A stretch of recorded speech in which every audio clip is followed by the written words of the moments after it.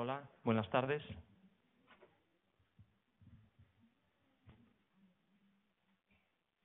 En fechas un poco tardías para el ciclo que desde hace ya muchos años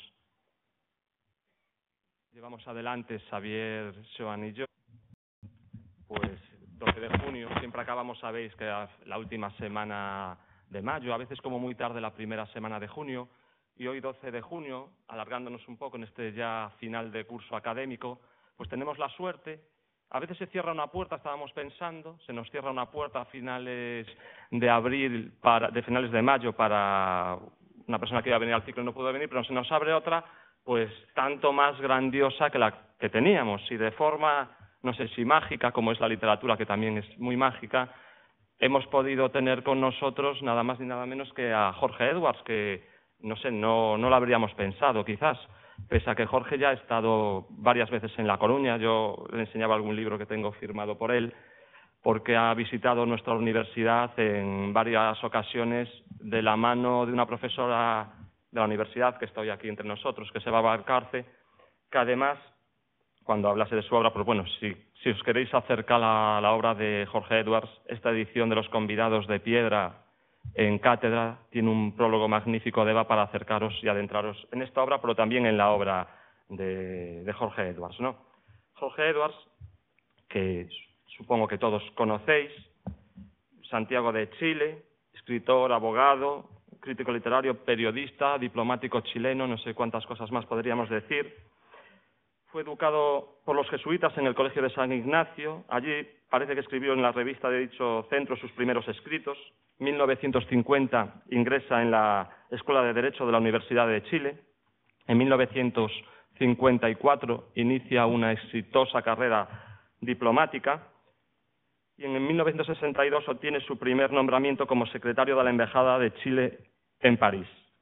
Al regresar de Francia, donde permaneció hasta 1967, el Ministerio de Asuntos Exteriores lo nombra jefe del Departamento para Europa Oriental. En esta primera misión diplomática, en París, conoce a nombres tan significativos de la literatura latinoamericana como Vargas Llosa, Gabriel García Márquez, Julio Cortázar, y todos estos nombres asociados al llamado boom latinoamericano del que también formaría parte Jorge Edwards. En 1971, el gobierno de Salvador Allende lo nombró embajador en la Cuba de Fidel Castro, puesto en el que estuvo apenas 3 meses por problemas con el régimen. De esta experiencia, en Cuba, es un libro pues emblemático dentro de la bibliografía de Jorge Edwards, que es Persona non grata, y un libro que le creó, bueno, pues rechazo en Cuba y al mismo tiempo también en Chile, ¿no? Es una crítica corrosiva de la sociedad cubana de aquel momento, ¿no? Como se estaba diciendo, este es un libro que, por ejemplo, en palabras de Octavio Paz, este libro, uno de los clásicos verdaderamente vibrantes de la literatura latinoamericana moderna. Puede ser leído como testimonio o como obra de ficción. Su lenguaje es una amalgama de las virtudes más difíciles: la transparencia con la inteligencia, la penetración más incisiva con una sonrisa. Estas palabras de Octavio Paz sobre Persona non grata, ¿no?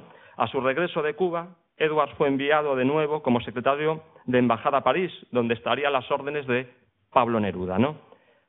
Este contacto con Pablo Neruda, que se remonta a mucho tiempo antes y se prolonga en el tiempo muchos años después, o algunos años después, pues tiene su forma en varios libros. Uno de los que tenéis ahí en las fotocopias que hemos preparado para la sesión de hoy, que es Adiós Poeta, que bueno, es un ensayo, si podríamos llamarlo así, sobre este acercamiento con Pablo Neruda, que fue el tercer premio, comillas, de ensayo. Estamos hablando de cuando llega a la Embajada de París. Tras el golpe de Estado de Chile en 1973, Edwards se vio forzado a abandonar la carrera diplomática. Se exilia en Barcelona, trabaja como director de la editorial Difusora Internacional y colabora como asesor de la editorial Seix Barral. Contribuyó a formar también con la Sociedad de Escritores de Chile la Comisión de Defensa de la Libertad de Expresión. En 1982 ingresó como miembro de la Academia de la Lengua de Chile. Entre 1994 y 1997 es embajador ante la UNESCO en París, siendo miembro del Consejo Ejecutivo de la UNESCO y presidente del Comité de Convenciones y Recomendaciones, que se ocupa de los derechos humanos. En 2010 obtiene la ciudadanía española y también es nombrado embajador en París del gobierno chileno. Bueno, la obra de Jorge Edwards, muy amplia, tenéis aquí una breve selección bibliográfica, hablaremos de ella, engloba novelas, cuentos, obra periodística, ensayos, muy heterogénea, muy diversa, tocando muy diversos temas, englobaremos algunos hoy, tenéis obras tan significativas, Los convidados de piedra, El museo de cera, La mujer imaginaria, Sueño de la historia, El inútil de la familia, y sus dos novelas más recientes, que son las que nos hemos centrado hoy para comentar aquí quizás, que son La muerte de Montaigne y El descubrimiento de la pintura. De esta época muy reciente también es un fabuloso libro de memorias, que son Los círculos dorados, Memorias 1, es decir, su primer volumen de memorias que recoge su vida hasta la adolescencia. Está, yo creo que muy en ciernes, no sé si ya casi preparado el volumen segundo, ahora nos hablará de él.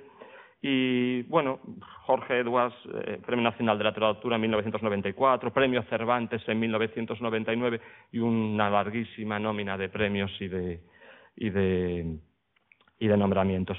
Es un placer para nosotros y para nuestro ciclo poder tener hoy aquí a un autor del calado y la significación por su vida y por su literatura, como es Jorge Edwards. Muchísimas gracias. Hola, moi boas tardes. Bueno, pechamos o ciclo con calor, con un espléndido día de sol e cunha figura solar das letras realmente, unha verdadeira personalidade das letras actuais, dunha longuísima traxectoria en moi diversos xéneros, o conto, a novela, o ensaio, en moitísimas modalidades, as memorias. O memorialismo é algo que sempre lle interesou moito. Entre outras, por exemplo, eses 20 anos con Neruda deron lugar a un fermosísimo libro nese sentido, no que se pode observar ao Neruda distinto ao que o coñecemos.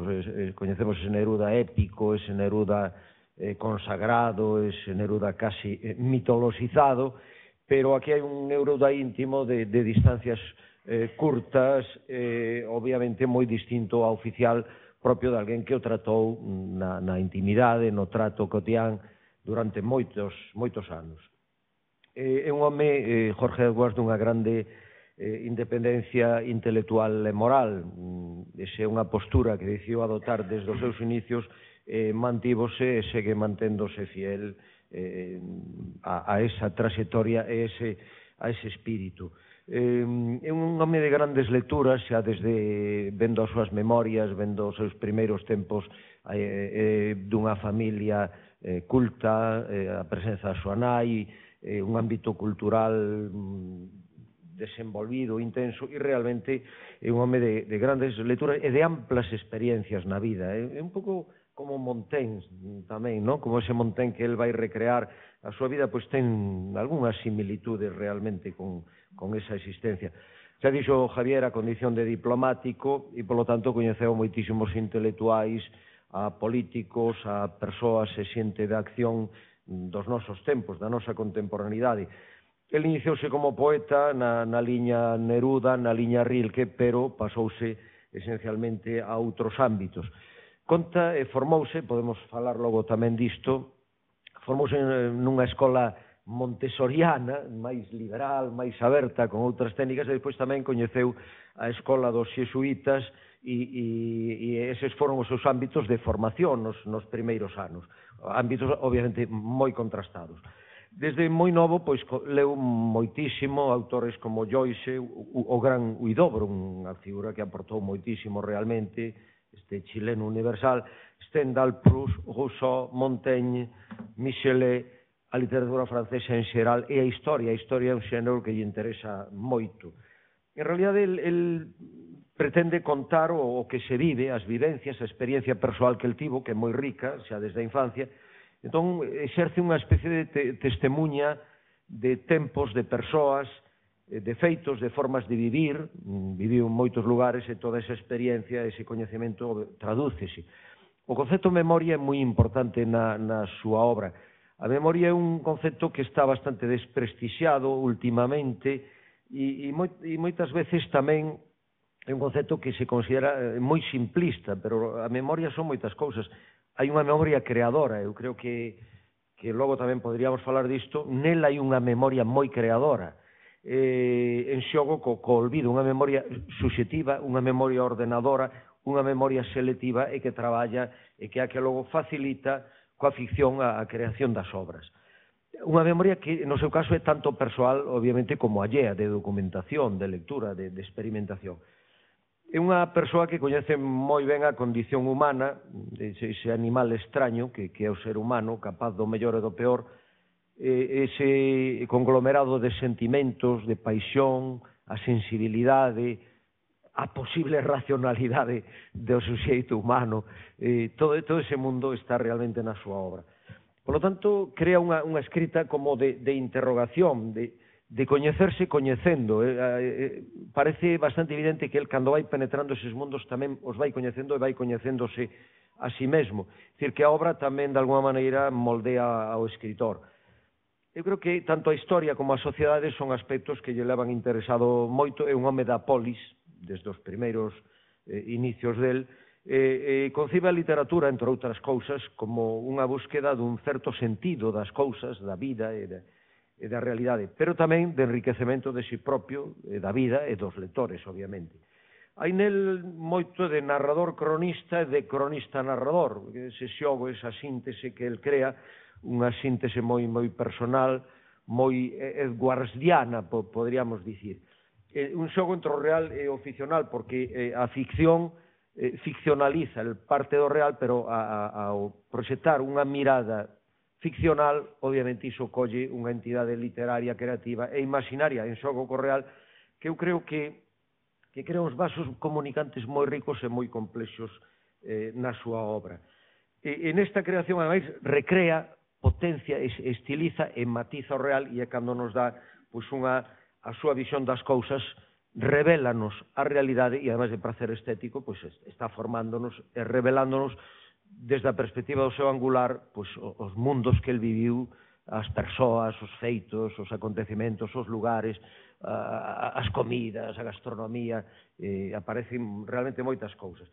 Tense falado del como un escritor limítrofe, non sei se el mesmo tamén o ten confesado, no sentido de que está seducido pola maxia e o facer dos diversos xéneros e suas posibles interaccións e influencias mutuas. E logo é un home que fai unha profunda e moi persoal sempre disección histórica, psicolóxica, de clase, política, moral, tanto das clases medias como da burguesía, da pequena burguesía, e tamén nos fala de esa ruptura da orde das familias, que el nos pode contar tamén. O que destaca nel, sobre todo, é a perspectiva independente, de independencia, a perspectiva con que aborda todos os aspectos, ese enfoque persoal, moi del, que revela unha personalidade que ten reflexionado moito e que o ten claro, aínda que iso lle custe problemas ou polémicas, e hai varios trazos, entre outros moitos, que evidencian a súa personalidade. Unha que é un home moi de mundo, un home cosmopolita, un home de vocación universalista, un home de liberalidade. A liberdade está presente como eixe axial en todo o seu pensamento e o seu facer e a súa vida. É un home de tolerancia, un home que critica os fanatismos, os dogmatismos, os populismos ou estes fundamentalismos actuais tan perversos e inquietantes. E quizáis non é, como comentaba, un azar que La muerte de Montaigne, esta obra das últimas tan fermosa, pois que realmente trate sobre Montaigne, este gran fundador do eu casi contemporáneo e do home libre que emerxe, este pioneiro de tantas cousas no que el, polo que el sente tanta fascinación, porque eu creo que hai moitas desas claves de Montaigne que el defende. E entón presenta esta obra, que podemos tamén falar dela, unha obra que é moi difícil de ubicar, porque por un lado é unha novela, por outro lado é historia, por outro lado é literatura, hai dimensión metapoética moi marcada e eu creo que moi lograda, hai memorias, hai ensaio, hai imaginación e fai unha obra paradigmática como moitas delas que presentan unha elevada originalidade. A verdade é un placer telo con nós para pechar este novo ciclo e agradecemoslle que teña habido desde os seus Finisterres ao noso Finisterre a estar aquí con nós. Moitas grazas pola súa presenza hoxe aquí.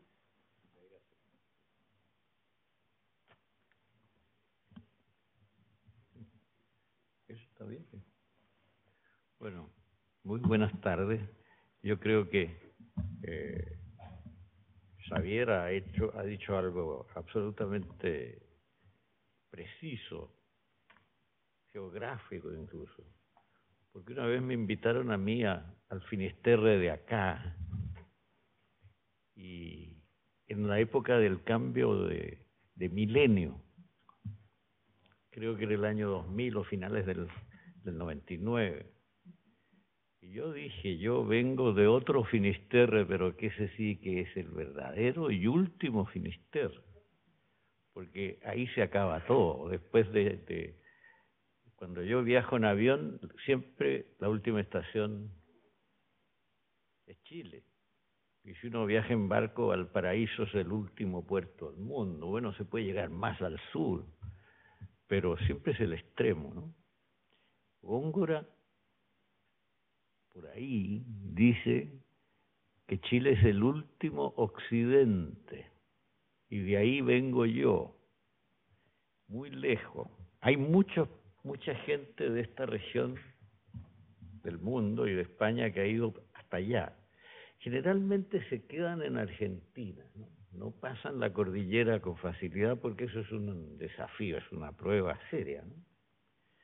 Y alguien me dice, me habla de lo extraordinario de haber cruzado la cordillera a pie o en burro, qué sé yo. Bueno, cuando yo oía las historias de mis abuelos o mis bisabuelos, todos cruzaron la cordillera en burro, no había ninguna otra manera de cruzarla, no había tren, no había avión, no había nada, había unos senderos cordilleranos, en algunas partes muy estrechos, siempre se pasaron un cierto riesgo, etcétera, pero de ahí viene toda mi visión de las cosas, porque yo nací en el centro de la ciudad de Santiago, pero no de Santiago de acá, Santiago de Chile, que se llamó Santiago del Nuevo Extremo, o Santiago de Nueva Extremadura, en su fundación. O sea, había una muy clara conciencia de que ahí era el final de todo, ¿no? Yo nací en el centro de Santiago, frente a un cerro, que es un cerro, no digo hace cuánto tiempo nacía, ahí perdónenme, prefiero dejar un mínimo misterio, ¿no? Pero ese cerro era una roca, y en el lenguaje araucano, mapuche, el nombre araucano es un nombre español. La palabra mapuche designa mejor a los indígenas de allá, porque mapuche significa en mapudungun, en la lengua indígena, hombre de la tierra. En la lengua araucana ese cerro se llamaba Dolor, el Cerro del Dolor. Y después se llamó Huelén, que es una palabra muy parecida a dolor en el lenguaje mapuche. Y los españoles le pusieron Cerro de Santa Lucía. Yo nací frente al Santa Lucía. El Santa Lucía, que era una roca, fue urbanizado por un alcalde de la ciudad del siglo XIX. Era un notable escritor que se llamaba Benjamín Vicuña Maquena. Fue alcalde de la ciudad y transformó el cerro en un paseo. Bastante interesante lo que hizo un paseo en un estilo muy híbrido, porque hay elementos góticos, hay elementos de fortalezas coloniales imitadas, hay un sector andaluz. Bueno, hay de todo en ese cerro que inventó don Benjamín, el cerro de don Benjamín, pero interesante personaje, y frente a ese cerro nací, en ese cerro estudié, mis primeros amores o amoríos se produjeron en ese escenario. Después se transformó en un lugar peligroso y ya nadie subió más al cerro, pero en mi infancia yo subía mucho a ese cerro. O sea, nací frente al cerro, en el centro de la ciudad, prácticamente, que no era centro cuando mi familia se trasladó ahí. era el límite de la ciudad con el campo. Y mi madre me contaba que cuando se fueron a esa casa en 1918, las chicas de la familia gritaban, nos vamos a vivir al campo, pero ahora está en el absoluto centro de la ciudad de Santiago. Y a 6 calles, un poco hacia el occidente, hacia el poniente, de esa parte de la ciudad, estaba el colegio de San Ignacio. Y yo viví en un caserón viejo, con mucha gente en la casa, con tíos, con parientes, con personas allegadas, etcétera, frente a ese cerro, y después estudié en el colegio de San Ignacio.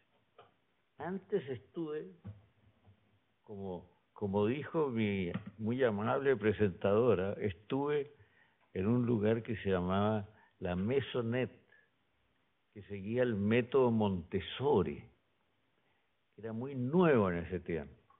Y yo fui muy feliz en ese colegio.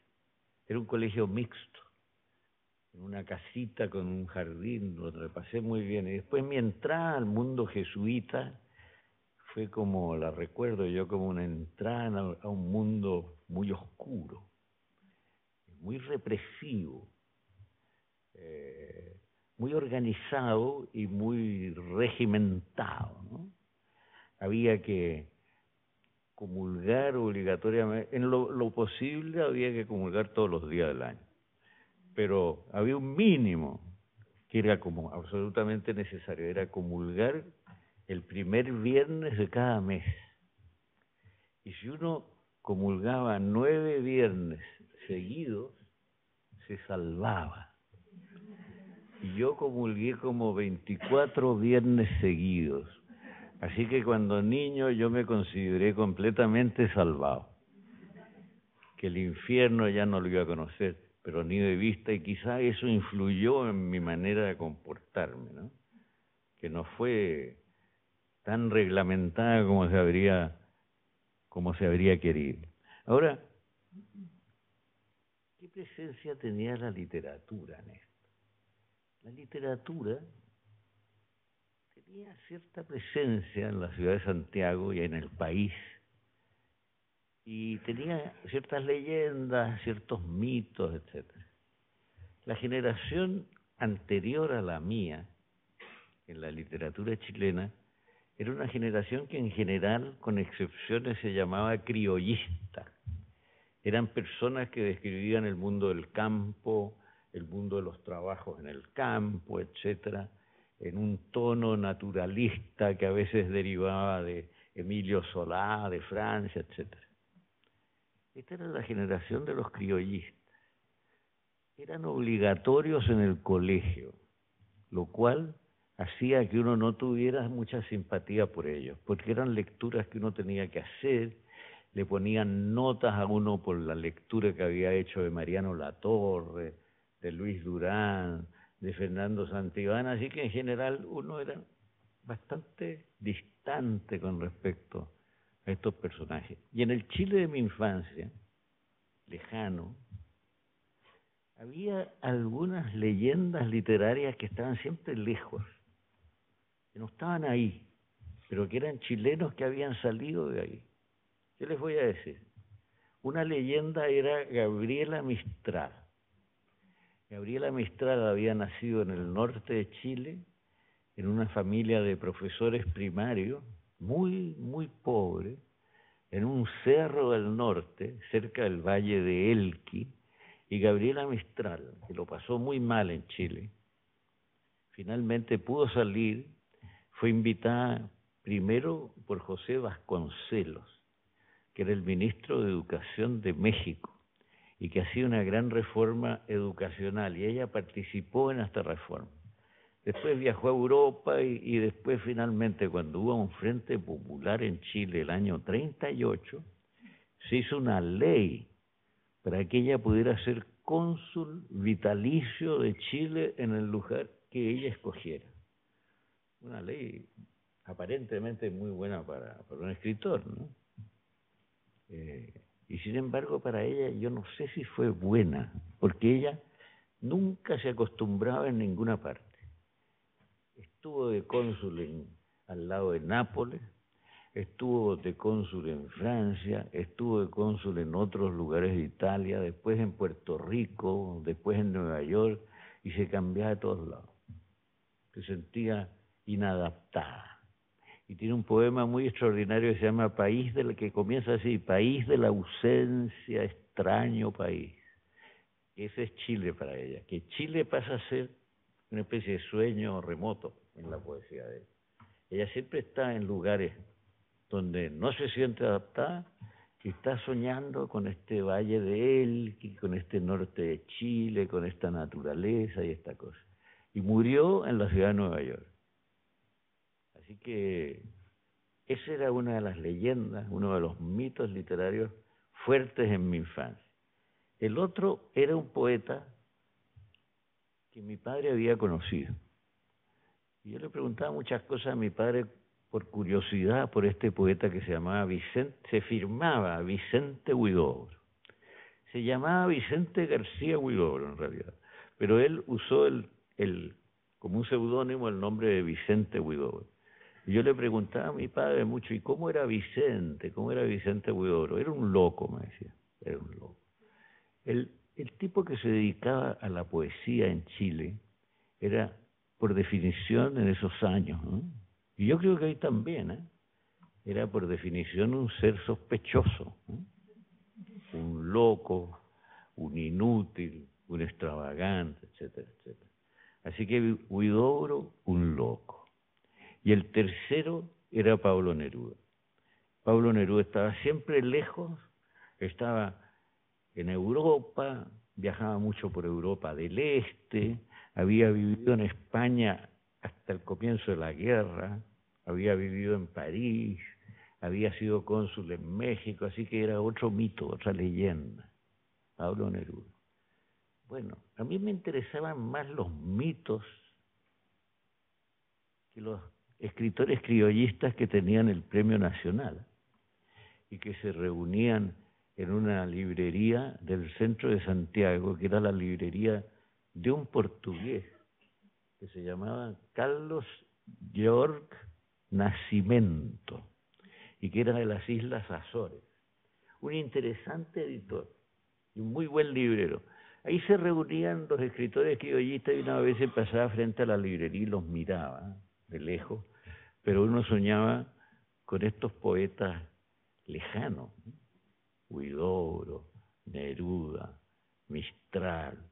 Después uno empezó a saber de otros, ¿no? Empezó a saber de Jorge Luis Borges, de César Vallejo, en Perú, etcétera. En Perú y en París. Así que el mundo de la literatura era un mundo muy contradictorio, de discusión muy intensa a veces, ¿no? De discusión muy intensa. Por ejemplo, los jesuitas, mis profesores, en general tenían un detestable gusto literario. Les gustaba mucho Núñez de Arce, Campo Amor, Gabriel y Galán y estas cosas, y lo recitaban con gran lirismo, ¿no? Casi temblando, y nosotros los niños nos quedábamos estupefactos, ¿no? Pero yo estaba en ese colegio y en ese ambiente, y yo nunca había oído hablar de Pablo Neruda. Y había un chico en mi curso que era un tipo curioso, nervioso, inquieto, aficionado al arte, cosa muy extraña, ¿no? Porque todos aspiraban a ser médicos o ingenieros o abogados o banqueros o cosas de esas en ese colegio de la burguesía chilena en realidad. Y este chico que se llamaba Raimundo Larraín pasaba pensando en cosas excéntricas que a nosotros nos asombraban. Y un día llegó, cuando teníamos como 14 años, y dijo: ¿ustedes han oído hablar de un poeta que se llama Pablo Neruda? Y nadie había oído hablar de este poeta, ¿no? En nuestras casas no se hablaba de Pablo Neruda, no, dijimos. Y entonces él, de memoria, recitó lo siguiente: cuerpo de mujer, blancas colinas, muslos blancos, te pareces al mundo en tu actitud de entrega, mi cuerpo de labriego salvaje te socava y hace saltar al hijo del fondo de la tierra.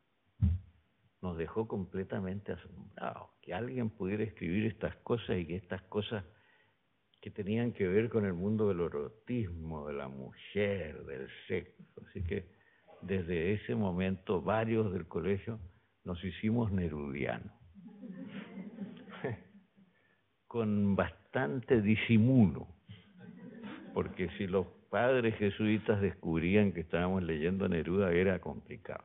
En usted, no voy a hablar mucho más porque no les puedo contar, mi vida es muy larga.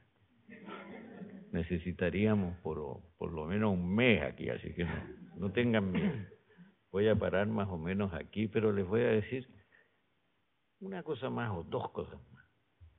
Leía Neruda y de repente me encontré convertido en poeta nerudiano. Y después leía a otros poetas y yo tenía buen oído. Yo no era poeta a mi juicio, pero tenía buen oído. Entonces leía a García Lorca y escribía romances García Lorquianos, solo que ocurrían en el Valle Central de Chile, ¿no? Pero tenían el sonsonete, el ritmo, a veces la rima, rimas asonantes, ¿no? Versos de 8 sílabas y todo eso. Leía a Huidobro, que era un poeta de una inspiración muy fantástica, muy, en cierto modo irreal. Sería más complicado explicarlo, ¿no? Un creacionista, según él. Y también era fascinante leer a Huidobro, porque se habla mucho de la gente que cae, de las cosas que caen, y en Huidobro es al revés. La gente, en vez de caer en paracaídas, por ejemplo, sube en parasubidas. Y entonces hay unos parasubidas aéreos fantásticos en esa poesía que se mezclan con el cosmos, con las estrellas. ¿Sí? Poeta del aire, de la imaginación, de gran gracia. Habían algunos personajes más misteriosos de la literatura que existían, pero que estaban un poco atrás en ese tiempo. Por ejemplo, Juan Emar.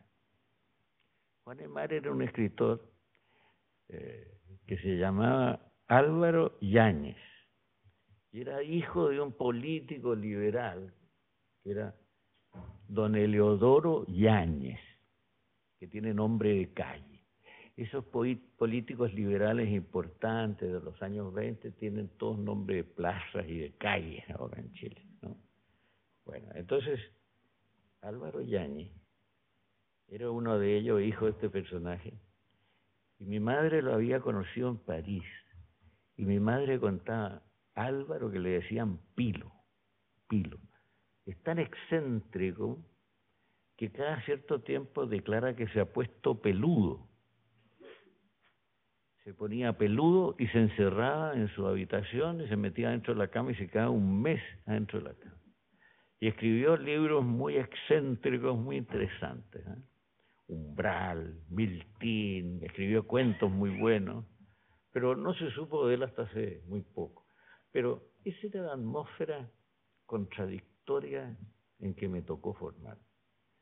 Y después ya cuando tenía 20 años, que tuve la audacia de publicar un libro de cuentos, 8 cuentos, se llamaba El Patio, que fue financiado de la siguiente manera, porque mi padre lo podría haber financiado, pero él no estaba dispuesto a financiar libros de cuentos, ¿eh?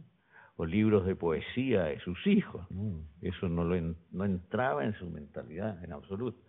Y entonces yo tenía amigas muy simpáticas y amigos muy simpáticos en la universidad en los primeros años y todos vendieron unos tarjetones como este, mamá, que se llamaban suscripciones. Se pagaba la suscripción y la persona tenía derecho a un ejemplar firmado del libro de cuentos que yo iba a publicar. Y finalmente, cuando ya tuvimos como 80 tarjetones vendidos, yo hablé con un impresor, y fíjense que este impresor era Carmelo Soria, que fue asesinado por la dictadura militar en años recientes, ¿no? Era un hombre joven y era imprentero, según decía él mismo, y tenía en realidad una casa cerca de la cordillera, una casita con un pedazo de jardín, pero en el garaje de esa casa tenía una imprenta vieja. Y ahí hicimos ese primer libro. Y el que diseñó la tapa fue este chico que había descubierto a Pablo Neruda, Raimundo Larraín, que tuvo una vida en el fondo trágica y murió de SIDA hace 20 años más o menos. ¿Ven usted? Así que ese era el mundo de ese tiempo. Y yo cuando tuve el patio impreso, que era un libro de 90 páginas, digamos, le mandé ese libro a 4 personas al extranjero. Se lo di a mucha gente de Chile, pero lo mandé a Hernán Díaz Arrieta, que era el gran crítico de ese tiempo, que estaba viviendo en Nápoles en la casa de Gabriela Mistral. Así que se lo mandé también a Gabriela Mistral. Se lo mandé a Jorge Luis Borges, a la revista Sur de Buenos Aires.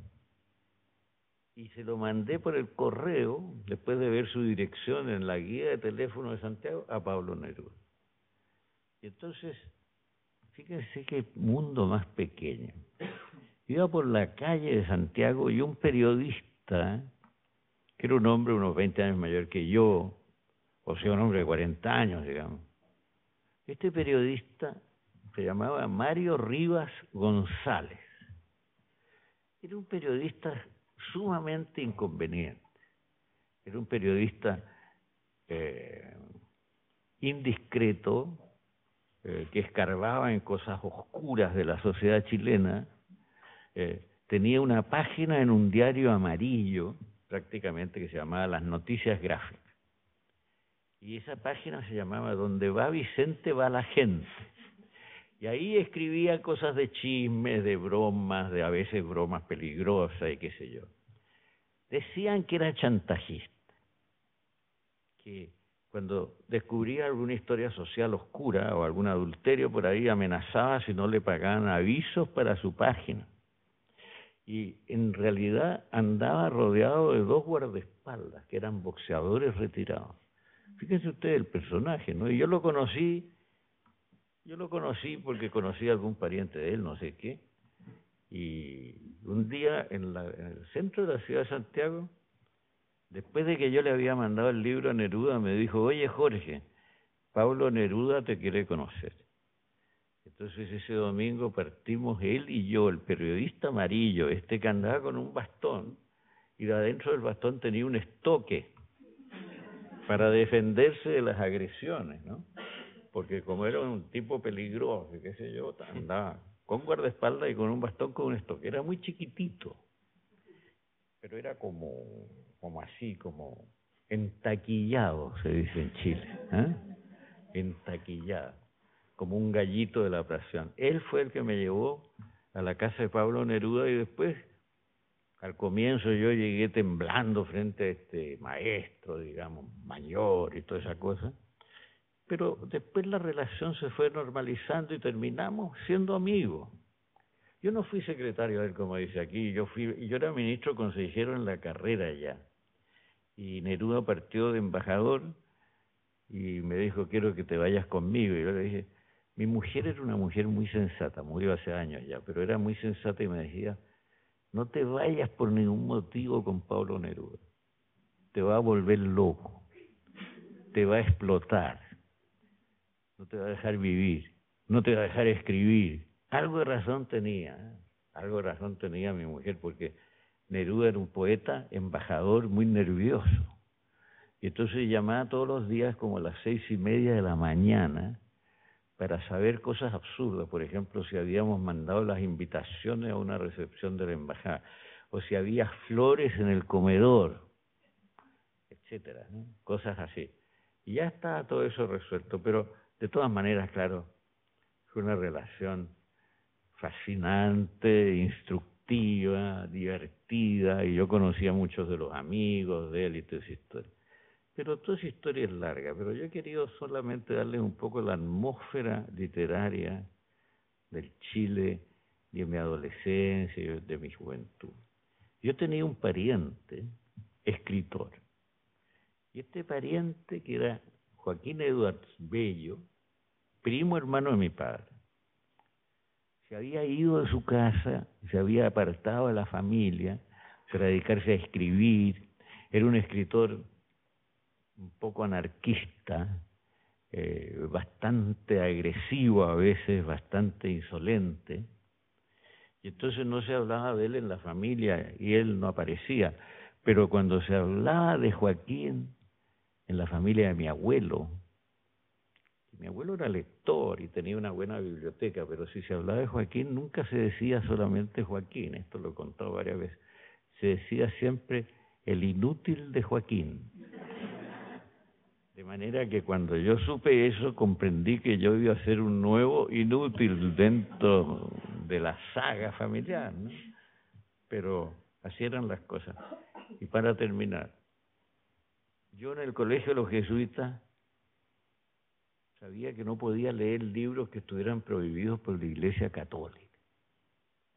Pero como yo quería leer, me hice una composición del lugar, que yo creo que fue jesuítica, porque afuera de la iglesia había una librería católica.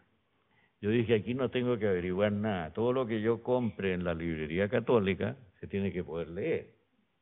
Y entonces descubrí la colección austral, la colección que era barata y tenía todo. Tenía obras de Balzac estaba prohibidísimo. Tenía obras de Miguel de Unamuno. Yo me leí todo lo que encontré de Miguel de Unamuno. Y después tenía una clase de religión, se llama apologética, apología de la religión. Y el que daba la clase era un sacerdote que se llamaba Alberto Hurtado. Hoy es San Alberto Hurtado, ha sido canonizado por la Iglesia Católica, porque fue un gran luchador social. Yo creo que de místico no tenía nada, era un gran activista, un hombre de acción, de organización, pero hoy día es santo. Y yo le pregunté en la clase de apologética al padre Hurtado qué opinaba él de Miguel de Unamuno. Y el padre Hurtado me contestó, un escritor blasfemo, hereje, enemigo de la iglesia, y no debes leerlo por ningún motivo. Bueno, fíjese usted, yo seguí leyendo Unamuno, y me leí todo Unamuno. Y después estuve en Salamanca y estuve en la casa de Unamuno hace unos años, y cuando estaba en la casa de Unamuno, ¿saben lo que me pasó? Muy curioso, una coincidencia. Un chileno que andaba por ahí, nunca falta un chileno en alguna parte. Deben haber algunos acá, estoy seguro. Bueno, nunca falta. Entonces un chileno que andaba por ahí me dijo, ¿tú sabes que la próxima semana canonizan a Alberto Hurtado? Que muy que asombrado. Está en la casa de Unamuno. Alberto Hurtado me había prohibido leer a Unamuno. Yo había leído a Unamuno a pesar de la prohibición y después lo canonizaban. Y después tuve que hablar.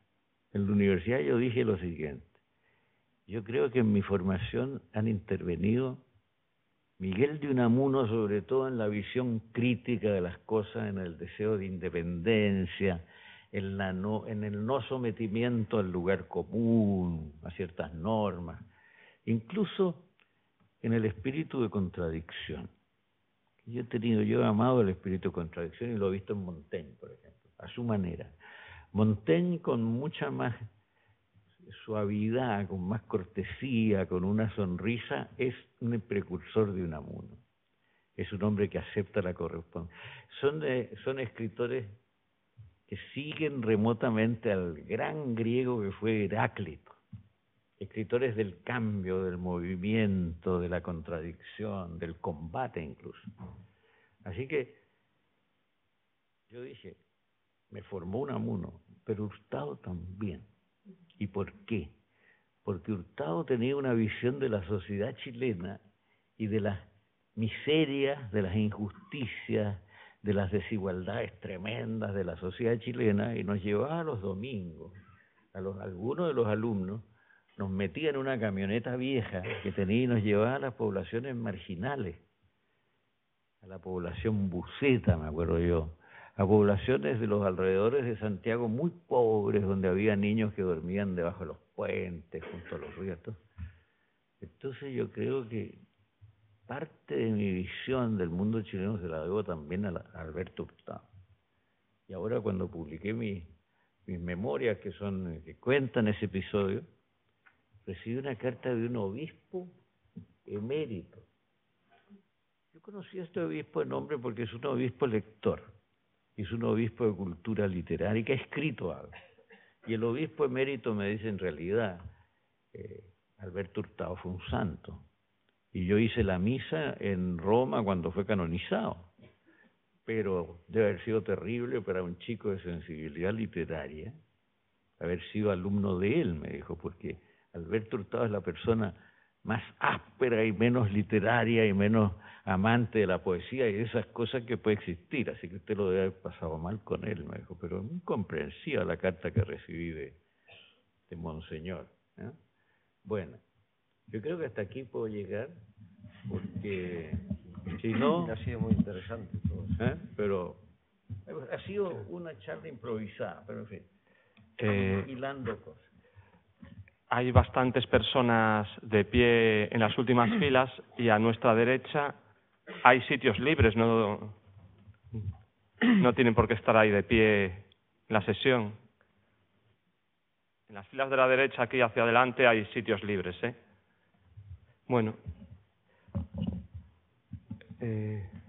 Usted hablaba ahora, Jorge, de antecedentes familiares, pero en este maravilloso libro que presentamos antes aquí, Los Círculos Morados, estas memorias salpicadas de anécdotas muy ilustrativas, además con muchas referencias al ámbito educativo, a los comienzos, en el colegio de los jesuitas también, se dedica los primeros episodios a su madre, y en estos episodios habla también de un incipiente... Su madre también escribía, ¿no? Sí, al parecer. Hay una, y no sé si en una novela, en La mujer imaginaria, usted recrea un poco esto. Quería que nos contase un poco este episodio. Voy a contar una cosa primero. ¿Por qué este libro se llama Los Círculos Morados? Hay que explicarlo, porque hay que leer el libro para entender. Lo que pasa es que yo me salgo de un mundo organizado, los jesuitas, la familia, etcétera, el orden de la familia, el orden de los curas jesuitas, mi padre que era un hombre severo, digamos, trabajador, eficaz a su manera, ¿no? Mi madre que era muy dulce y muy simpática, pero en fin. Pero empiezo a entrar al mundo de los escritores chilenos y empecé a conocer algunos, ¿no? Y conocí a los escritores de la generación anterior, los amigos de Juan Emar, los amigos de Huidobro, los discípulos de Huidobro. Entonces, esta gente, que era gente estrambótica, digamos, de grandes melenas y qué sé yo, a veces, otras no tanto, pero había de todo, me llevaba a unas tabernas en Santiago. Algunas eran increíbles, eran como entrar al infierno directamente, porque se bajaban unas escaleras medias podridas, ¿no? Y se llegaban a unos recintos oscuros llenos de humo, donde no había verdaderas lámparas, había unas ampolletas que colgaban de un cordón nomás, ¿no? ¿Cómo se dice? Aquí no se dice ampolleta, ¿no? Bueno, bujía, qué sé. Bujías, claro. o bombillas. Bombillas. Entonces... salíamos de esos lugares y como en esos lugares bebíamos vinos baratos, que Chile, París, produce mucho vino, ¿no? Pero vino de todas clases, ¿no? Bebíamos el vino más barato de todos, salíamos con un círculo morado. De ahí el título, Los Círculos Morados. Y el círculo morado tenía una significación importante para mí porque yo no podía ser sorprendido en mi casa por mi padre o mi madre o mi abuela con un círculo morado de vino malo alrededor de los labios. Entonces era muy complicado, yo tenía que entrar por una puertecita que había atrás y desaparecer y esconderme o limpiarme mucho rato hasta que desapareciera. Eran muy tenaces estos círculos. Yo a veces siento que todavía los tengo. Entonces, y quizás los tengo en algún sentido, claro. Pero sí, esa era la situación, esa era la situación. Y por eso los círculos morados. Ahora, yo escribí una novela que se inspiró en una historia que me contó mi madre. Mi madre era lectora y era afrancesada. Le gustaba mucho Francia y había leído a Victor Hugo, había leído a Anatole France, había leído a esos escritores. Y seguía leyendo y después ya leía escritores más recientes y todas esas cosas. Conocía bien esas cosas. Pero un día mi madre me dijo a mí, yo ya había publicado un par de libros, me dijo, mira, es bastante curioso esto que ha pasado. ¿Por qué? Yo de chica escribía y dejé de escribir de repente y esto te salió a ti. Como que había pasado, yo pensé, estos ríos que hay en el norte de Chile que se meten debajo de la tierra, en el desierto, y que salen al desembocar, salen. Qué raro es. Pero ella me contó una historia entonces. Esa historia es la siguiente. Ella escribía en un cuaderno y me dijo, yo escribía versos, pensamientos, citaba autores, citaba poemas, etcétera, etcétera. De chica, ¿no? De 12, 13 años. Entonces dice, un día llegué al comedor y estaba toda la familia y un tío que era muy antipático, me dijo, había sorprendido mi cuaderno y estaba leyéndolo en el comedor. Y toda la familia se reía a carcajadas. Entonces yo le arranqué el cuaderno a este tío y lo destruí y no escribí nunca más. Y te salió a ti. Te salió a ti. Esa es la historia. Bueno, yo hice una novela en que cambié esa historia, porque en mi novela que se llama La mujer imaginaria, el personaje es una pintora. Esa novela no está en ninguna parte porque quizá por culpa mía, porque yo siempre he pensado en reescribir una parte. Yo he sentido que yo me autocensuré quizá porque el modelo de la novela era mi mamá. Entonces, quiero ahora reescribir una parte de esa novela, de ese texto. Y no lo he hecho, entonces la novela no circula. Pero después lo que estoy haciendo ahora, bueno, me propongo hacer esa reescritura, La mujer imaginaria. Sí que hay una evocación muy emocionada de esta anécdota de su madre en este libro espléndido de memorias. Yo pienso que pone uno y augura nuevas memorias. Esto yo quería planteárselo porque realmente usted ha sido testigo de una vida larga y de ámbitos muy distintos, personas muy distintas, experiencias históricas definitivas y traumáticas como el golpe en Chile. Usted conoció a Allende, conversó con él, tuvo una relación. Entonces era para preguntarle pues, sobre estas cuestiones y lo que este término pueda evocar en usted para que nos cuente, porque nosotros estamos interesados pues, en profundizar en su obra y en conocerla mejor en este sentido. Bueno, es una vida tan rica, yo entiendo que es muy difícil, ¿no? Bueno, claro. A mi generación le tocaron muchas cosas, claro. Y, por ejemplo, muchas de las personas mayores que nosotros, sobre todo las personas... Se escucha por el final. Sí. Pero sí. Las personas... Sí. No, entonces vamos a acercarlo un poquito sí, más. Sí. Muchas de las personas mayores, cuando yo entré en el mundo literario chileno, periodistas, escritores, poetas, habían estado en España durante la guerra. Entonces la guerra de España era una experiencia traumática para mucha gente. Yo me acuerdo de un poeta que se llamaba Juvencio Valle, que era un poeta muy callado, un poeta silencioso, retraído. Neruda, que le ponía nombre a todo el mundo, le decía Juvencio Silencio. Y Juvencio Valle me contó un día un episodio impresionante de suyo en la cárcel en España después de la guerra, de malos tratos y de todas esas historias en la cárcel. Pero él consiguió volver a Chile, etcétera. Y era silencioso, pero al mismo tiempo muy malhumorado.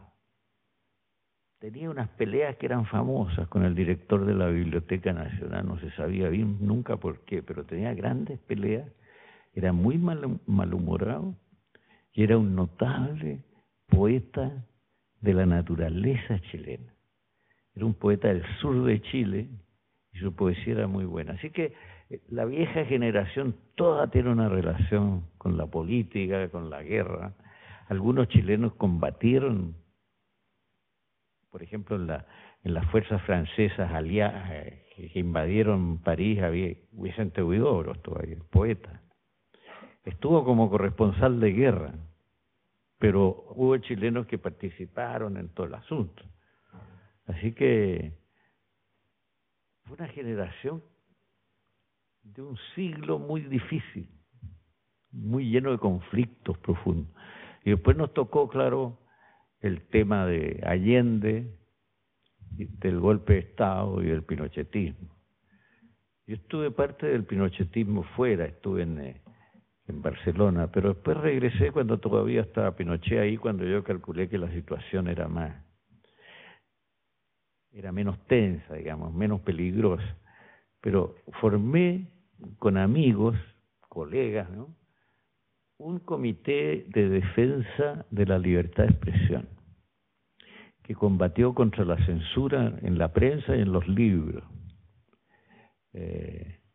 Yo creo que algo conseguimos, porque hacíamos conferencias de prensa y teníamos mucho cuidado siempre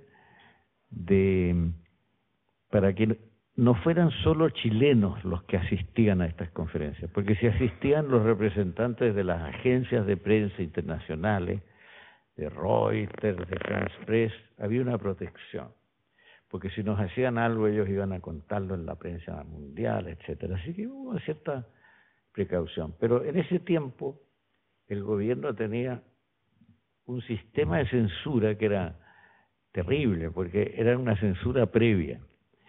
Había que pedir un permiso al ministro del Interior para que los libros pudieran circular. Y el ministro del Interior no era tan tonto como para contestar que no. El ministro del Interior, cuando no le gustaba un libro, no contestaba nada. Y entonces el libro no tenía la autorización. Nadie había dicho, se prohíbe este libro, pero no había autorización. Y si uno hacía circular un libro sin autorización, se exponía a multas, incluso a penas más o menos complicadas. Y nosotros hicimos varias cosas interesantes. Por ejemplo, había un libro de poesía lírica. No se sabe por qué ese libro nadie sabía por qué ese libro estaba censurado. Y el autor, el poeta menos, ¿no? Se llamaba Mal de Amor el libro. Poeta muy bueno, Oscar Hahn se llama el poeta. Todavía está por ahí. Y bueno, nosotros hicimos una presentación de ese libro en una librería de Santiago. No pasó nada, pero nos preocupamos de invitar a corresponsales extranjeros. Eso nos protegía mucho. Después se supo que el libro había sido censurado. Aquí sí que yo entro en un terreno delicado. El libro había sido censurado porque Oscar Hahn, que es tenía una cosa de poeta donjuanesco, ¿no? Porque era un poeta no bebedor, por ejemplo, cosa que es bastante extraña. Poeta no bebedor. Cuando yo comía con él, él pedía una Coca-Cola. Y yo le cité un verso latino de Horacio, ¿no?, que dice, traducido, dice: no sobrevivirán los versos de los poetas que beben agua. Porque Horacio fue un bebedor de vino, ¿eh? Eso se sabe. Bueno, pero esa era la atmósfera, ¿no? Entonces se luchaba internamente contra la dictadura. Por ejemplo, a un periodista le dieron un sistema carcelario en que él tenía que pasar la noche en la cárcel. Podía salir de día, pero en la noche tenía que dormir en la cárcel. Entonces hacíamos cosas que, bueno, eran difíciles de atacar, porque, por ejemplo, lo acompañábamos a la cárcel en la noche. Lo dejábamos en la puerta de la cárcel. Y no nos hacían nada, nos miraban feo, claro, pero no nos hacían nada. Y cuando fueron dos grandes escritores norteamericanos a Chile. Uno era Arthur Miller, y el otro era un novelista del sur. Ellos nos acompañaron y fuimos todos a dejar al periodista a la cárcel. Claro, Arthur Miller era una celebridad, se había estado casado con la Marilyn Monroe, cosas de eso. Entonces no nos hacían nada, pero era así, había una lucha que era simbólica a veces era real, había de todo, ¿no? Pero era una lucha interesante, ¿eh? Era una lucha interesante. Ahora, ¿por qué se produjo ese golpe de Estado? Porque el ejército nunca había intervenido en la vida directamente, en la vida política. El ejército había presionado en muchas circunstancias, en muchas etapas de la vida chilena, pero nunca había tomado el poder. Y en Chile de repente tomó el poder. Bueno, eso es muy largo de explicar. Había mucho... El gobierno de Allende no solo fue un gobierno socialista, como se cree, sino también tuvo aspectos anarquistas. Tuvo aspectos de ultraizquierda que irritaron mucho. Así que hay muchos fenómenos muy confusos ahí. Y yo creo que Allende era un hombre bien intencionado, que sabía poco de economía. Sabía muy poco de economía. Entonces había un economista francés. Yo estaba en París con Neruda, yo estaba de ministro de la embajada en París con Neruda y era amigo de un economista francés que viajaba de cuando en cuando a Chile. Y este economista me llamó una noche y me dijo, mira, tengo que conversar contigo porque he conversado largamente con tu presidente. Y entonces él me contó en una conversación lo siguiente. Me dijo, tuvimos una larga conversación de más de 2 horas y yo le expliqué a Salvador Allende lo peligrosa que era la inflación para él, que se estaba produciendo en Chile una inflación muy alta. Y al final de esa conversación, Salvador Allende me dijo lo siguiente, dígame usted, ¿por qué le entiendo perfectamente las cosas a usted y a los economistas míos no les entiendo? Bastante dramático en el fondo. Parece una broma, pero es grave, ¿eh? O sea, a los economistas de él no les entendía. Y resulta que el ministro de Economía que tuvo él al comienzo, pasó por París y le dijo a Neruda, pero yo estaba ahí al lado, le dijo a Neruda, embajador, le dijo, la inflación va a destruir el poder de la burguesía. Y Neruda le hizo este gesto. Le dijo, y después le dijo, usted está equivocado, la inflación nos va a destruir a nosotros. De lo cual yo concluyo que el ministro de Economía sabía menos economía que Pablo Neruda. Pablo Neruda sabía por intuición poética, pero sabía bien, porque ese problema era muy serio. Así que hubo muchas cosas. Y una cosa política fundamental, a mi juicio, de fondo. Es evidente para los que estuvimos ahí que la Unión Soviética no ayudó al Chile de Allende, no le interesaba. Les bastaba con el problema cubano, pero tener que sostener a Cuba y a Chile era excesivo para ellos. Lo dijeron de varias maneras y se les pidió, yo participé en una de las delegaciones que trató de conseguir créditos que eran de origen soviético, pero en Francia, con un banco francés en que los soviéticos tenían un alto porcentaje del capital, se llamaba Banco de Europa del Norte. Bueno, y no conseguimos nada. Y resulta que en el directorio de ese banco, que era un banco comunista para los franceses, ¿no? En el directorio de ese banco había una señora española y me miraba como diciendo, pregúntame algo. Pero claro, estábamos en una reunión oficial y qué sé yo. Pero esta señora me la encontré en Madrid después y me dijo, si tú me hubieras preguntado, yo te digo, la Unión Soviética no va a dar un centavo para Chile. Tenemos instrucciones terminantes al respecto. Claro. Entonces hubo muchos factores internacionales. Estados Unidos no quería tener otra Cuba en América del Sur. La Unión Soviética que no quería sostener a otra Cuba. Algunos países europeos que ayudaron al proceso, pero una ayuda más bien limitada, más bien limitada.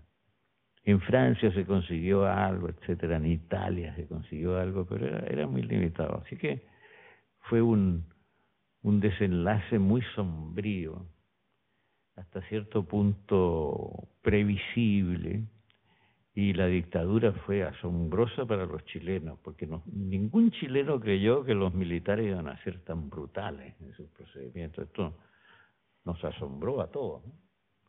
Pero los militares, o por lo menos Pinochet y su grupo, fueron implacables. Así que es una historia muy triste, muy compleja. Y después creo que hicimos una transición a la democracia bastante razonable. Hubo muchas cosas que hubo que negociar, porque si no habría sido una guerra civil. No habría, contra el ejército no podíamos, el ejército chileno era un ejército duro y bastante organizado. Entonces no había mucho que hacer ahí. Pero fue una salida de dictadura razonable. Y el plebiscito se lo ganamos a Pinochet. Nadie creía en Europa que fuera posible ganarle ese plebiscito a Pinochet. Yo era miembro de un grupo, de un comité de 14 personas de la oposición. Se llama Comité de Elecciones Libres. Y había gente de Partido Socialista, Partido de Centro, Democracia Cristiana, había un hombre de ciencia, un pintor, yo y algún otro del mundo intelectual. Bueno, trabajamos ese plebiscito a fondo. Y lo primero que hicimos es trabajar para que la gente no tuviera miedo de votar. Porque la gente decía, si nos sorprenden votando contra la dictadura vamos a perder nuestros trabajos, etc. Como el sistema de voto permitía votar en secreto, nosotros le enseñábamos a la gente a votar. Bueno, la Iglesia Católica chilena, hay que decirlo porque es parte de la realidad, la Iglesia Católica chilena ayudó. La Iglesia Católica argentina fue muy reaccionaria, por ejemplo, y muy cómplice de las dictaduras. La Iglesia chilena creó unos comités de iglesia que eran centenares de personas y que iban a los campos a enseñar a votar a la gente y todo eso. No decían vote no, decía vote libremente, vote por lo que usted piense. Y se ganó el plebiscito. Fue peligroso. En la primera noche hubo rumores de golpe de Estado, pero había habido muchos factores ya que impedían que Pinochet o algún otro general pudiera evitar en ese momento un golpe de Estado, pudiera provocar un golpe de Estado. Había factores favorables, digamos, la economía andaba mejor, varias cosas. Pero en fin, es un problema largo y tendido, y yo trataré de hacer algo en las memorias, o por lo menos contarlo desde la visión mía, pero eso lo tengo que escribir, Precisamente, no sé, me iba a adentrar en el terreno a lo mejor del segundo volumen de sus memorias. Estaba pensando que usted, durante su primera estancia diplomática en París, conoció a los grandes autores, ¿no?, del boom latinoamericano, en el que usted también está incluido. Y que si nos podía contar cómo fue este fenómeno, ¿no? Este fenómeno de una literatura de la calle, con una recepción mínima. Mire, el primer fenómeno que a mí me asombró, que me sorprendió, es el siguiente. Cuando yo conocí a gente como Vargas Llosa, como Carlos Fuentes, como Cortázar, qué sé yo, fue descubrir que todos, cada uno en su país, y sin haberse puesto de acuerdo, estábamos leyendo las mismas cosas. Porque, por ejemplo, yo no leía a los criollistas, pero leía la poesía chilena. Y después empecé a conocer la poesía latinoamericana. Comencé leyendo a Huidobro, Neruda, Mistral. Después leí a Borges. Después leí a César Vallejo. Después a un poeta mexicano muy bueno, que era muy bueno, que se llamaba Ramón López Velarde. Es muy poco conocido hoy, pero es un grandísimo poeta. Bueno, después de eso pasamos a leer poesía surrealista francesa, etcétera. Y en literatura, en prosa narrativa, leíamos autores como Franz Kafka, por ejemplo. parecía que nos hubiéramos puesto de acuerdo, pero resulta que a Kafka lo estaban leyendo en México, en Argentina, en Chile. Y bueno, leíamos a Faulkner, a William Faulkner, el norteamericano del sur, que tenía un lenguaje entre poético, barroco, hermético a veces, medio misterioso, y que era un lenguaje que nos atraía. Entonces comenzamos escribiendo de esa manera nosotros, partimos de ahí. Y después nos conocíamos en París o en otro lado, y resulta que habíamos leído más o menos las mismas cosas. Había una especie de tono y de consenso generacional que se produjo en ese tiempo. Así que yo en ese tiempo estaba trabajando de secretario, ahí sí, yo era secretario de la embajada y tenía que hacer unas tonterías increíbles, pero tenía que hacerlas todo el día, rendiciones de cuentas, y ir al aeropuerto. Lo que más conocí cuando fui diplomático, en las ciudades donde estuve, fueron los aeropuertos, y sobre todo los salones VIP, donde uno tenía que ir a esperar a ministros, a parlamentarios, ¿no? Yo conocí hasta las grietas de los salones VIP de Orly. Entonces yo no podía, yo escribía clandestinamente, se puede decir, pero yo no podía ir a las manifestaciones en la Universidad Francesa del boom, de los comienzos, las mesas redondas, esas cosas, no podía ir. Pero lo observé ese fenómeno con gran atención y con una cierta tristeza de no poder participar, ¿no? Pero fue interesante mirarlo de fuera también. Descubrimos de repente Rayuela, de Julio Cortázar. Yo dije las primeras páginas de Rayuela, es como decir los primeros compases de esta sinfonía, tienen un tono del Neruda de Residencia en la Tierra, del Neruda joven. Y después Cortázar me dijo que yo tenía razón. Tienes toda la razón, yo estaba leyendo Residencia en la Tierra y eso de alguna manera se transmitió a esa escritura de todo el comienzo, que presenta un espacio que está a las dos orillas del Sena, en el Puente de las Artes, en callejuelas, por ahí, con excéntricos argentinos, que todavía está lleno Buenos Aires desde luego. En Buenos Aires están en el gobierno. pero en París entonces está lleno de jazzistas argentinos, pintores, poetas, qué sé.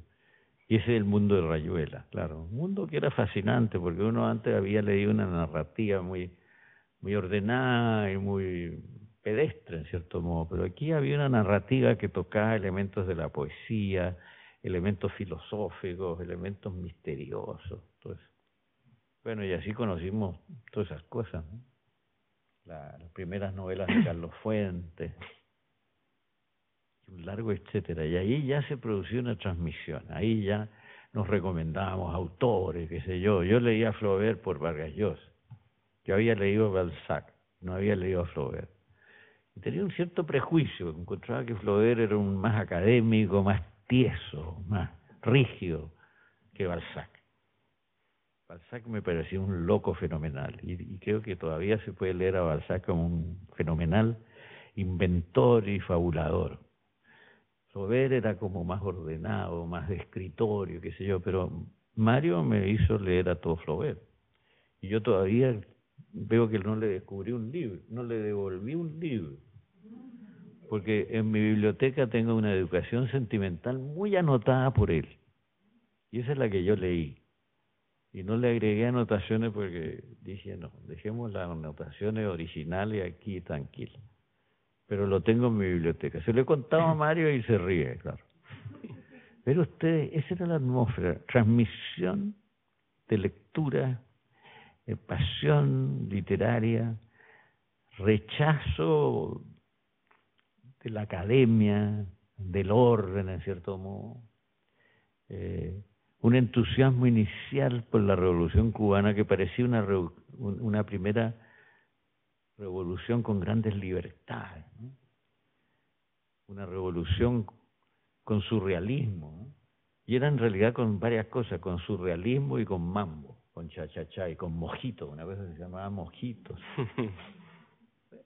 Es una larga experiencia, ¿no? Yo me voy a morir y no voy a haber terminado de escribirla, pero... Hay un tema que se me acordaba, hay algún momento, o varios, que usted habla de una enciclopedia que le regalan, y estando en un momento un poco de la enciclopedia de la red de redes, de Internet y de este mundo, y habiendo cambiado, en apariencia por lo menos, el estatus de la literatura que ocupaba en aquel tiempo, vemos que es central, tal como lo ha reflexionado usted aquí ahora, y ahora era plantearle un poco esto, es decir, la literatura hoy, es decir, frente a estos nuevos fenómenos que usted también en algún momento pues ha abordado.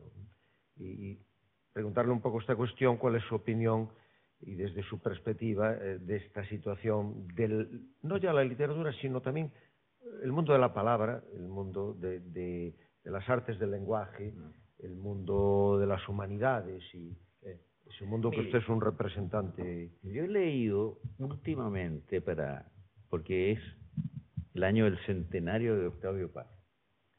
Entonces, en vez de leer los ensayos que siempre se leen y que yo conozco ya, me dediqué a leer la poesía de Octavio Paz y todo su ensayismo sobre poesía, que es muy interesante, amigo, fascinante.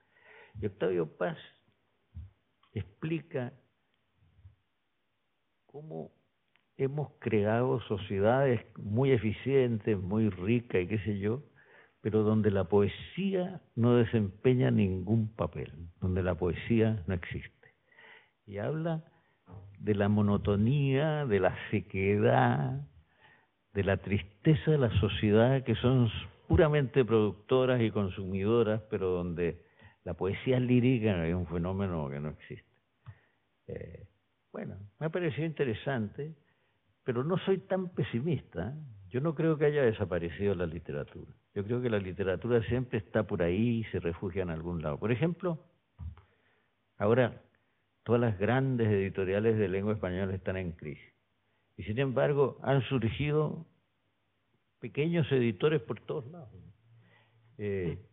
Los jóvenes en Chile se dice que no leen. Yo creo que no es verdad, porque yo estuve hace poco en Chile y me presentaron a un joven, digamos un joven de 22 años, 23 años, que es un joven fanático de la lectura, que lo ha leído todo y ha creado una editorial. Sin nada. Lo hace todo él. Tiene un ayudante por ahí, qué sé yo. Reparte él los libros de las librerías, va a la imprenta, etc. Y escoge bien los libros y se está sosteniendo bien. Está teniendo ya una cierta solidez como editor. Bueno, eso pasa también en el mundo español. Pasa en Italia, por ejemplo. Bueno, no hay que ser tan pesimista. Yo creo que hay vueltas de las cosas. Yo creo que la gran edición entró en crisis no solo por la crisis económica, por ignorancia deliberada a veces de la literatura de parte de las grandes editoriales, por poca atención al fenómeno literario y porque en el deseo de ganar dinero y de tener más ventas y qué sé yo, era obvio que editaban demasiado. Todo el tiempo uno llegaba a una librería y después de algún tiempo en las librerías tenían que cambiar todo porque no cabían los libros, no cabían las novedades, ¿no? Entonces el libro duraba muy poco. Habían librerías que no tenían fondo, editoriales que no tenían fondo. Eso no es un problema solamente económico, pero claro, la crisis económica agudiza esos problemas. Pero en fin, yo creo que hay que tener paciencia y hay que tener confianza y no hay que traicionar la literatura ni la poesía, simplemente. No sé si alguien quiere hacer una pregunta a Jorge Edwards. Yo, bueno, estaba pensando en muchos de sus libros que sus personajes, su gusto por los personajes, en La muerte de Montaigne es uno de los personajes Montaigne, otros libros personajes un pintor como en El descubrimiento de la pintura, otro libro creo recordar un arquitecto, también el protagonista, algún artista. Entonces, por este gusto por este tipo de personajes, ¿no? Que son muy presentes en muchas de sus novelas. Sí, me gustan los personajes artistas, ¿no? O pensadores, etcétera. Entonces, bueno, como no soy un escritor administrativo, a pesar de que esto de haber sido diplomático me lo meten encima todo el tiempo, pero yo cuando era diplomático tenía una doble personalidad, porque podía escribir un tratado comercial o comentar un tratado comercial, pero en la noche podía escribir un cuento. Así que tuve una vida doble, muy complicado, pero interesante también. Así que me gustan los personajes artistas y a veces me siento identificado con ellos. Y a veces me cuentan una historia de un personaje artista y me dan ganas de escribir sobre ese personaje. Y entonces Toesca, arquitecto italiano que terminó su vida en Chile, fue el primer arquitecto que llegó a la colonia de Chile en el siglo XVIII. Porque hasta ahí había ingenieros que hacían arquitectura, pero este era arquitecto de verdad. Había estudiado en Roma y después había trabajado en Madrid con Sabatini. Había sido ayudante de Sabatini y terminó en Chile este pobre, en el remoto Chile de ese tiempo. Y entonces se enamoró locamente de una joven chilena. ¿Y por qué empecé a pensar en términos de novela? Porque encontré una crónica en un libro de historia del arte en el Reino de Chile, o sea, historia del arte durante la colonia. Y en esa crónica, que es una crónica colonial, se dice lo siguiente, que Toesca estaba locamente enamorado de una joven chilena con la que se casó, que fue su esposa, Fernández de Rebolledo se llamaba esta chica, la Manuelita Fernández de Rebolledo, muy guapa según todas las crónicas, muy joven, y entonces la crónica dice que la Manuelita llevaba una vida bastante licenciosa y que el Toesca, el arquitecto, la encerraba en un convento. Cuando ella se portaba mal, la encerraba en un convento. Y dice la crónica que trepaba a las paredes del convento como una gata para escapar y irse a juntar, dice la crónica, con sus amacios. No dice amante, dice amacios. Es una palabra colonial, digo yo. Entonces empecé a estudiar, a seguir la pista de la Manuelita, descubrí mucho, porque resulta que hubo un proceso de nulidad de matrimonio del arquitecto y de la chica, y en ese juicio declaran testigos de todo orden. Algunos dicen que Manuelita es una santa, que todo es una calumnia, que Toesca está loco, que Toesca es un neurótico, que Toesca se emborracha con los obreros de sus construcciones, por ejemplo. Todas esas declaraciones salen. Y otras salen en que se habla que la Manuelita hacía llegar a un alumno de Toesca, que se llamaba Goicolea, lo metía en la casa por una puerta, por algún lado, qué sé yo, y ahí se acostaba con él, y que todo se veía, y que de repente Toesca había entrado a la habitación de ella y que había un brasero encendido, dice la crónica, que lanzaba unos resplandores rojos en la pared, y que esos resplandores mostraban los cuerpos desnudos de la Manuelita con Goicolea, el amante. Yo conté esto en Santiago, no, en Concepción, en la Universidad de Concepción, en Chile, conté esta historia y se reía la sala a carcajadas. ¿Qué pasará?, pensé yo. Lo que pasaba es que el decano de arquitectura de Concepción se llamaba Goicolea. Pero no solo esto, sino que arquitecto, decano de arquitectura, era descendiente del otro Goicolea. Bueno, pero en fin. Eso también indica que es más difícil escribir en un país, en un pequeño mundillo. A lo mejor yo he tenido que escapar para hacerlo. Pero me han gustado esos personajes. El pintor del descubrimiento de la pintura, ese es un personaje de mi familia, era un pariente de mi mamá, era un primo, era un tipo muy mayor y era un tipo sin dinero, entonces se ganaba su vida en una vendiendo cosas de cerrajería en una especie de almacén grande. Estaba encargado de la parte de la cerrajería este pobre. Trabajaba todo el día ahí y el fin de semana agarraba un atril y unas pinturas y se iba al campo a pintar. Y hacía una pintura como impresionista que no dejaba de ser interesante. Un tipo excéntrico, qué sé yo. Pero cuando llegaba al salón de fin de año en Chile, que se llamaba el Salón de la Alhambra, porque hay una imitación de la Alhambra en el centro de Santiago y ahí se hacía la exposición. Entonces, él llevaba una especie de silla plegable, le ponían 3 cuadros. Era buen pintor, le ponían 3 cuadros. Y se sentaba frente a sus 3 cuadros. No miraba nada más. No miraba ninguna otra cosa. Y no conocía la pintura, porque nunca había salido de Chile. Pero le pasó una cosa muy rara, porque pudo salir de Chile al final de su vida porque se casó. Cosa que fue una sorpresa, porque se suponía que no le gustaban las señoras. Pero al final de su vida se casó con una señora que estaba jubilada del Poder Judicial y tenía unos pesitos chilenos, digamos, y lo trajo a Europa de viaje. Y conoció la pintura y quedó absolutamente deslumbrado. Y no pudo pintar nunca más. Y además ese conocimiento lo mató, porque al final se enfermó y se murió de pena y no podía pintar. Bueno, con eso hice una novela. A veces la base es real, pero en la novela hay otros elementos. Pero en fin. Era un enorme aficionado a la música y tenía un aparato viejo con esos discos grandes y ahí tocaba música de cámara de Mozart, de Beethoven, qué sé yo. Era muy alto y parecía un palote, tenía unos dedos largos. Yo recuerdo esas cosas, no recuerdo mucho más.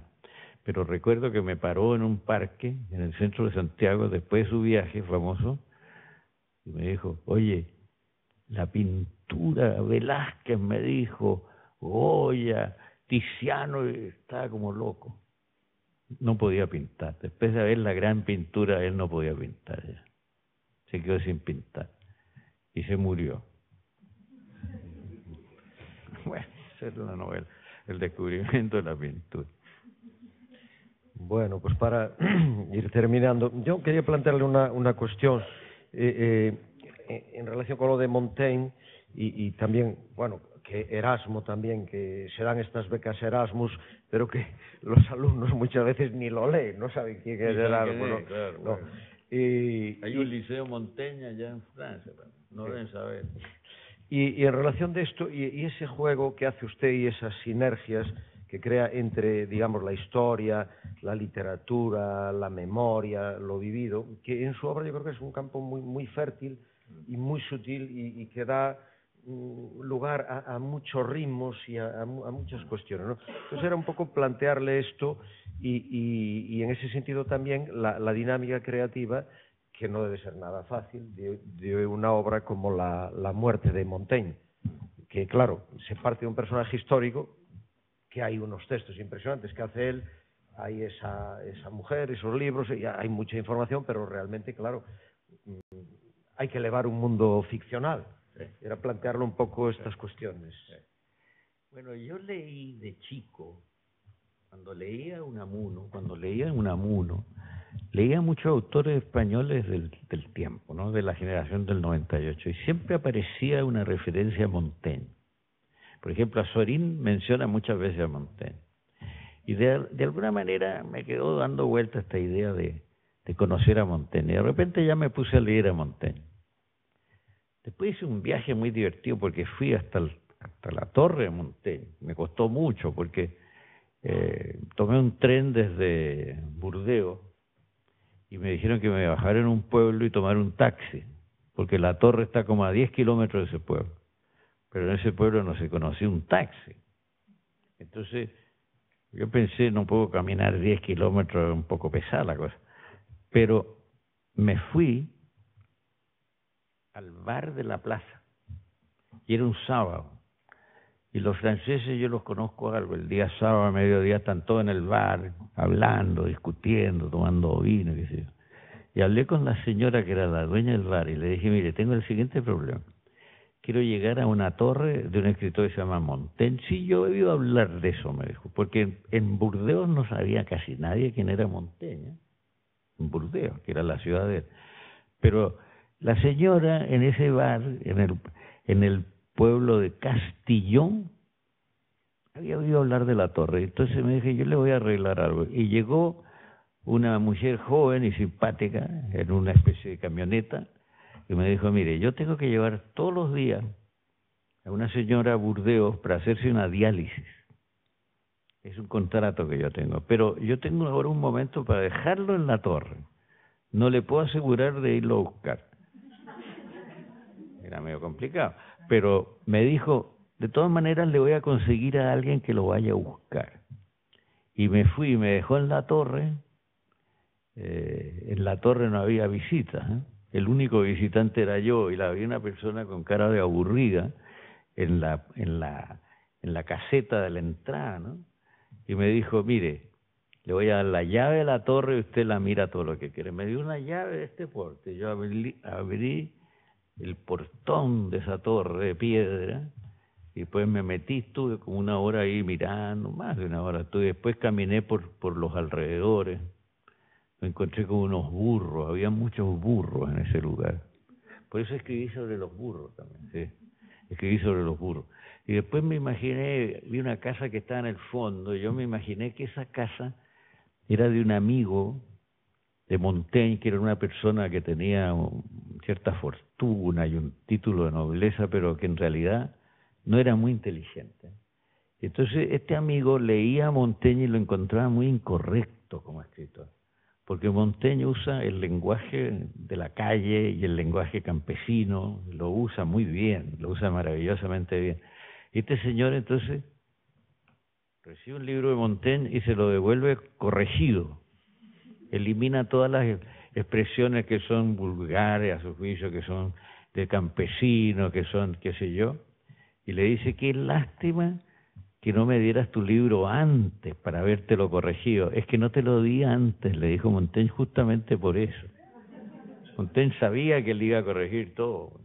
Pero era buena persona el señor, y yo me imaginé la torre, la relación de este señor con el señor de la casa abajo, que tenía un nombre curioso. Bueno, y después escribí lo que escribí, pero yo me hice un plan que consistía en, primero, tener un personaje central que es un chileno lector de Montaigne, porque por eso es una novela, porque es un chileno lector de Montaigne que mira las cosas chilenas a través de la mirada de Montaigne, pero a veces pasa a contar episodios de la vida de Montaigne y de la vida de su tiempo. Bueno, yo me entretuve bastante, yo tengo una experiencia. Si uno se aburre escribiendo algo, no hay que publicarlo porque el lector se va a aburrir. Pero si uno se divierte escribiendo un libro, es bastante probable que el lector también se divierta, fíjese. Así que los escritores aburridos hay que tener cuidado. Joaquín Edward Bello, este tío que yo tenía, que era un loco literario, digamos, tenía una norma: huye del latero. El latero que da la lata, ¿no? Huye del latero. Entonces pasaba por Santiago, que una ciudad en ese tiempo todo el mundo se conocía, y él veía un latero y se pasaba a la vereda al lado. Arrancaba todo el tiempo, estaba huyendo. Miraba derecho para que no lo fueran a reconocer o saludar, qué sé yo. Los lateros. Pero ese libro de Montaigne a mí me divirtió mucho, leí muy en detalle todo lo que encontré de y sobre Montaigne. Me faltaron cosas, debería haber ido a investigar a la biblioteca de Burdeos, donde está el manuscrito, por ejemplo, pero no lo pude hacer, yo no tengo becas, yo no me podía quedar un mes o 3 meses en Burdeos, pero leí todo lo que pillé y me leí los ensayos de Montaigne varias veces, y ahí salió ese libro. Bueno, muchísimas gracias a Jorge Edwards. No vamos a seguir agotándolo, sobre todo porque está ahí este segundo tomo de las memorias y puede seguir muchas tardes con nosotros, sobre todo si sigue tan cerca, que ahora está viviendo en Madrid, y podemos tenerlo aquí en alguna otra ocasión. Voy a despedir a señor Jorge Edwards, con dos frases. Una que le oí en alguna ocasión que decía: Neruda me quería porque no le hablaba de literatura todo el día. Pues nosotros le queremos a usted, le seguimos y lo admiramos, nos hable de literatura, de política, de vivencias tan ricas como las que nos ha contado hoy. Es un placer tenerlo aquí. Y si ha dicho en alguna ocasión que el escritor es una conciencia que nunca debe bajar la guardia, siga así sin bajar la guardia y deleitándonos, como lo hace hasta ahora. Muchas gracias, Jorge Edwards.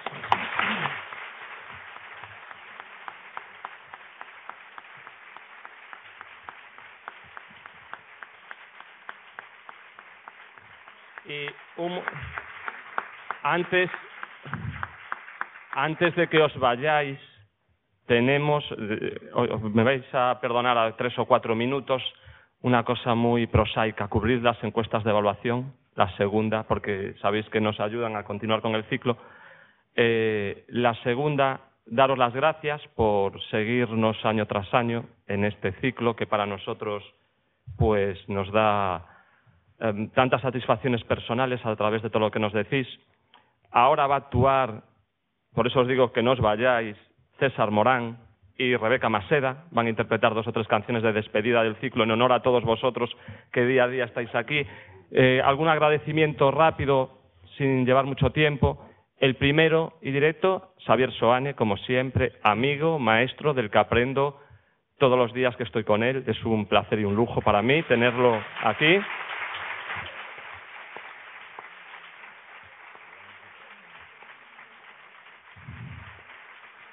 A todos los escritores que han pasado y que comparten sus vivencias y sus textos escritos y sus palabras con nosotros. Al centro de formación, hoy está el director al fondo, José Carlos Chas, que desde que llegó le tengo que agradecer muy personalmente a él y a todo el equipo del centro de formación que sigan apoyando un ciclo como este, que tenemos la suerte de que el año que viene va a continuar dentro de un año, que tenemos algunas actividades menos de forma presencial, pero el ciclo, por suerte, va a continuar. Muchísimas gracias, José Carlos, y al centro de formación, y sobre todo a vosotros por estar aquí todos los días y seguirnos desde hace tantos años. Ahora, ya os digo muy brevemente, 15 minutos, César Morán, un amigo al que asaltamos con muy poco tiempo de preparación, y Rebeca Maseda interpretarán unos temas de despedida del ciclo. Muchas gracias a todos vosotros.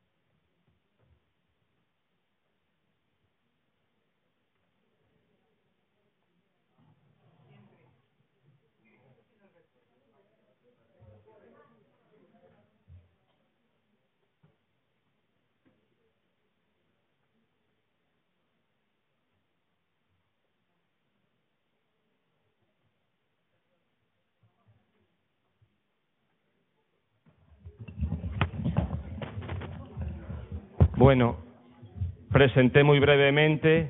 A Rebeca la conozco poco, sé que actúa y colabora con la Sinfónica, y César es un viejo conocido de todos nosotros, poeta, cantautor, profesor de literatura gallega Rafael Dieste y tantísimas músicos. Sí, tiene razón, Agla Dorzán, sí. Y nada, muchísimas gracias a los dos por estar hoy aquí con nosotros.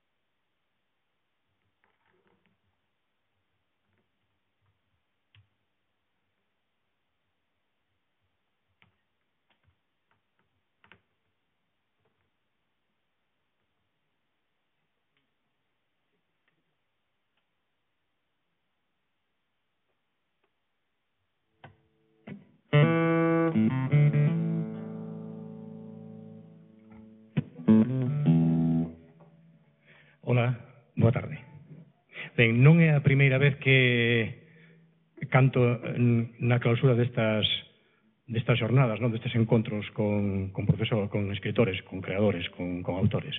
Pero sí que é a primeira vez que o fago con Rebeca, non? Rebeca Maseda é unha excelente violinista e xa veredes como toca. Ben, vamos facer 4 ou 5 cancións que son, pois, casi todas elas de Cunqueiro, poeta e escritor do que teño dedicado a maior parte das horas da miña vida, non? E entón a primeira chamase Deica Abril.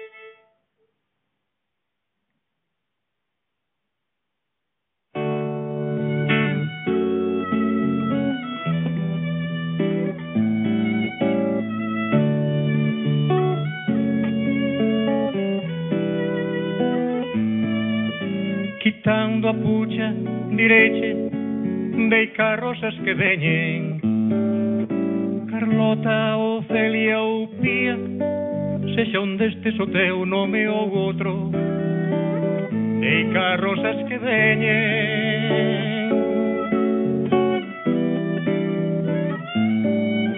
Soa choiva o sol, lagárdame, non deixes que o vento te leve. Morreré moi doado, volverei, aínda que co vento te fose. Que cinza sexan os ollos meus, que buscarete prometeron. Cando volvan a rosa,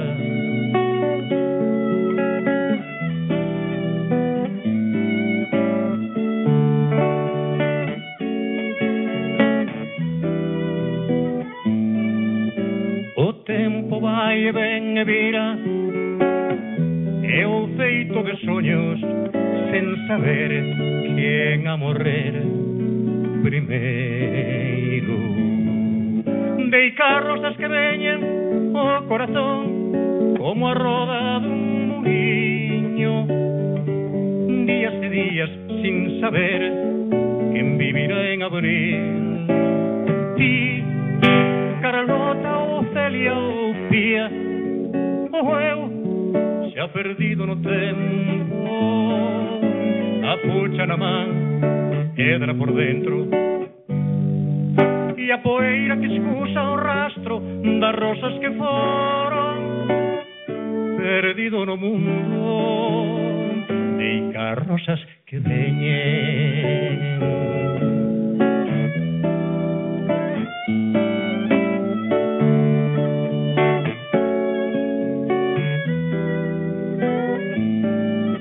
O tempo vai e ven e vira, é un feito de soños sen saber quen a morrer primeiro.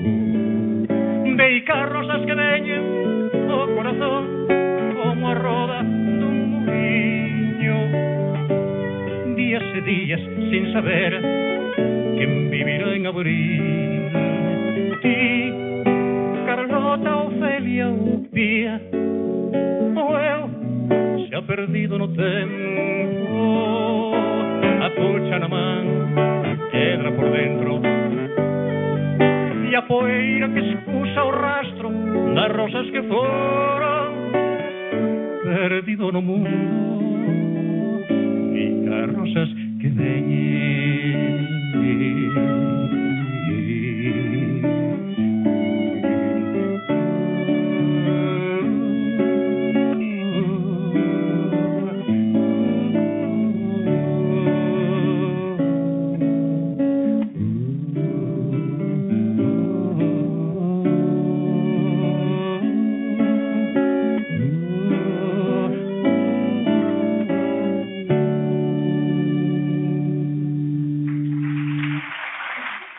rosas que veñen. O cunqueiro máis profundo dos últimos anos, no? Herba aquí a colá, eses poemas tan metaliterarios, tan intertextuais, tan profundos en canto ao xogo do tempo, a vida, as mulleres amadas, Carlota, Ofelia ou Pía. Entón, agora imos retroceder e imos ao cunqueiro de 20 anos, ao cunqueiro vanguardista, no? Entón, esta canción do primeiro libro publicado de Cunqueiro, precisamente Mar ao Norde, no? Tamén, como dirían os críticos, o cunqueiro máis cubista, no? neste Mar ao Norde. 5 fiestras.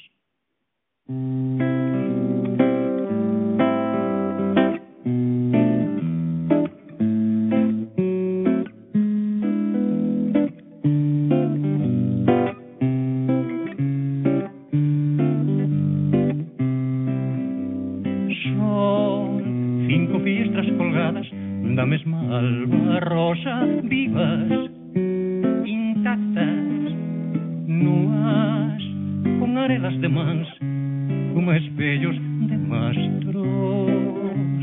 Nuas, con arelas de mans, como espellos de mastros. Sombra, 5 fiestras colgadas, da mesma alba turba, quedas chas, duras, sen afáns de presenza, sen afáns de fuxida. Duras, sen afáns de presenza, sen afáns de fuxida.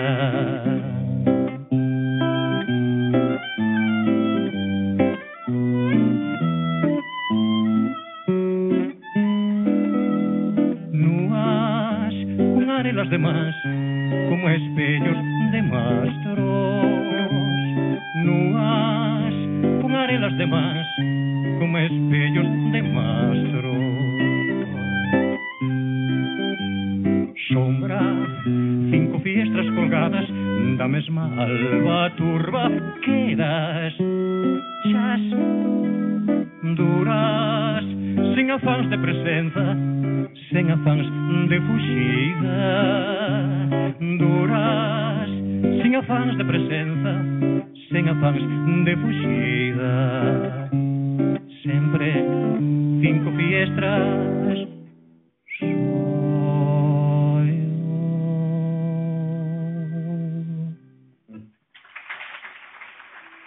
Rebeca Maseda, no violín.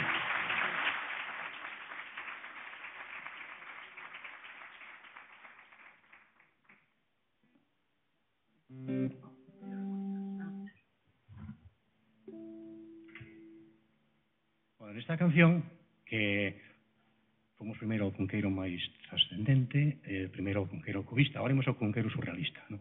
Dos poemas do Sianón. Chámase Ela Poema 4, no? Ten un estribillo que eu vos vou convidar a corear, no? Que días. Ela andaba a namorar, ela andaba a namorar, ela andaba a namorar. A ver como facemos. Ela andaba a namorar, ela andaba a namorar, ela andaba a namorar. Perfecto, ahora vai a canción.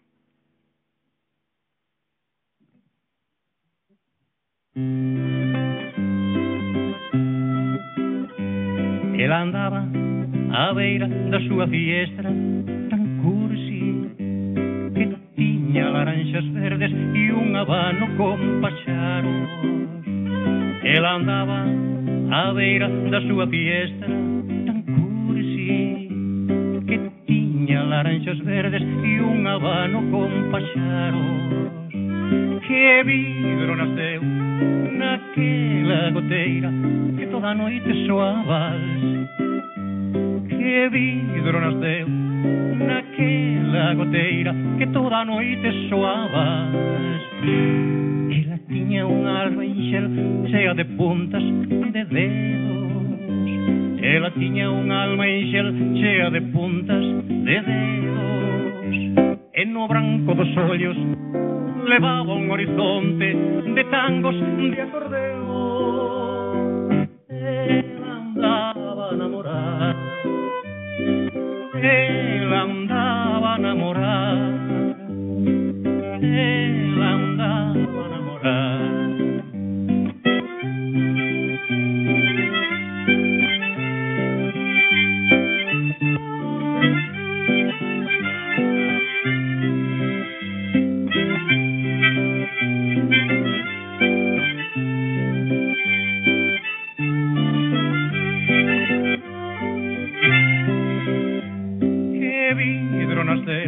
Naquela goteira que toda a noite soaba, que vidro nasceu naquela goteira que toda a noite soaba. Ela tiña unha alma ixel chea de puntas de dedos, ela tiña unha alma ixel chea de puntas de dedos, e no branco dos ollos levaba un horizonte de tangos de acordeón. Él andaba enamorado, él andaba enamorado, él andaba enamorado. Otra vez. Él andaba enamorado, él andaba enamorado, él andaba enamorado. Muchas gracias.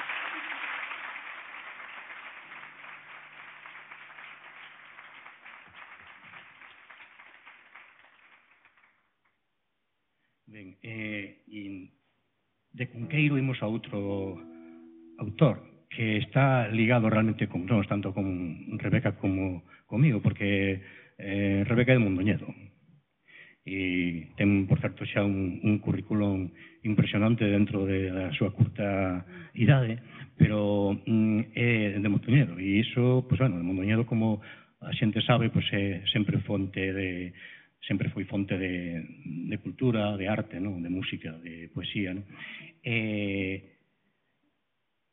Tamén hai moitas figuras, moitos poetas e tal de Mondoñedo. O poeta ao que me estou referindo é Leiras Pulpeiro. E facía esa referencia a que Rebeca é de Mondoñedo porque ela e eu, desde hai un ano escasamente, formamos parte e somos ademais fundadores do grupo literario Leiras Pulpeiro, non? Que se fixo entre xente de Mondoñedo ou ligada a Mondoñedo e que ten como obxecto promocionar e difundir a obra e tamén as ideas, a ideoloxía e o humanismo deste home que foi Leiras Pulpeiro e que viviu no final do século XIX e en principios do XX. Entón, eu musicara xa un poema del, Roseiras de Rosas Roxas, que é un poema moi significativo desde o punto de vista en que el, sendo anticlerical como era, sabía que non había ser enterrado en sagrado, ¿no? Como non foi de feito, ¿no? Entón, este poema tamén rompe un pouco certo tópico que hai sobre Leiras Pulpeiro, de que era moi captador do espírito do povo, do popular, pero é moito máis que eso, porque en poemas como este demostra que sabe versificar e sabe poetizar tamén desde o punto de vista máis intimista, ¿no? Entón, esta canción xa a musicar hai tempo, pero foi gravada hai pouco, gravámola precisamente me Verón Alfonso, Rebeca Maseda e eu, ¿no? E di así.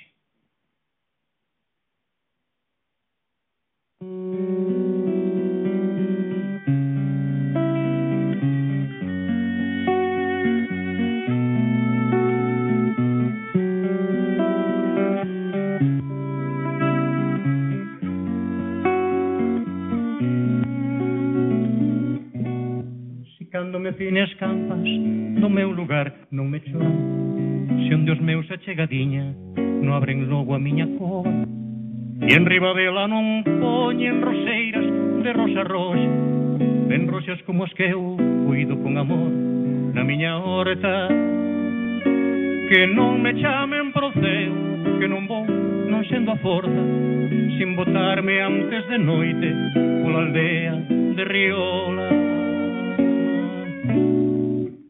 Que conmigo pegue quen me requira e me oia e faiga tangueras campas e que onde eu quero me poña e despois o pe meu teña. Roseira roseiras de rosas roxas.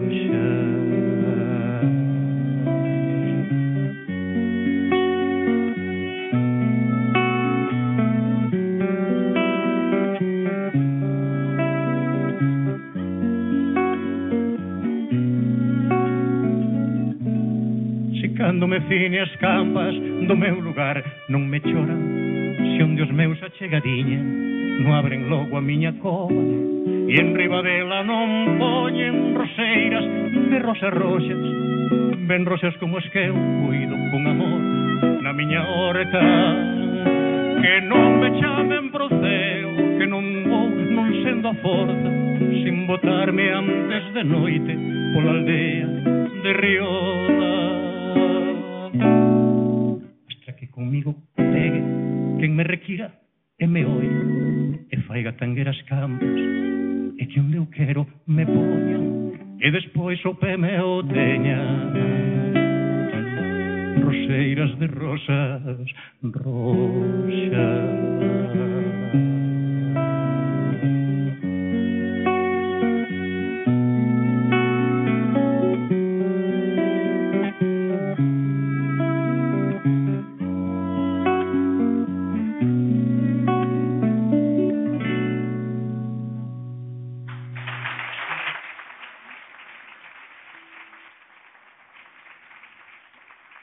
Muchísimas gracias. Podemos rematar entón con outra canción que é tamén do libro disco Haberá Primavera, que é a única canción que eu musiquei de Cunqueiro que ten tintes neotrovadorescos, non? Que eso xa era o que menos quería facer. Pero é diferente, é tamén un exemplo de literatura sobre a literatura, non? Idealización da beleza máis universal, non? Eso sí, baseado nos versos deste poeta medieval tan impresionante, non? Que era Pero Meogo. Entón, Pero Meogo no Verde Prado.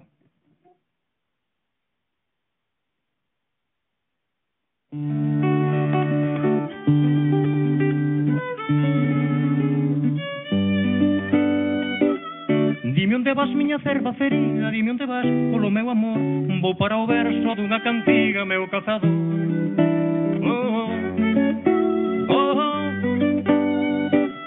Dime onde vai teu cabelo doncella, dime onde vai, polo meu amor, vai para unha fita verde de seda, meu cazador, meu cazador. Dime unha cita de alba, amiga, dame unha cita polo meu amor, onde o cervo do monte ai auga volvía, meu cazador. Nunca vi cervo nos beizos deitada, nunca vi cita que atese no vento, nunca vi cervo que volvese ao alto, polo meu amor. Dime onde vas, miña cerva ferida, dime onde vas, polo meu amor, vou para o verso dunha cantiga, meu cazador.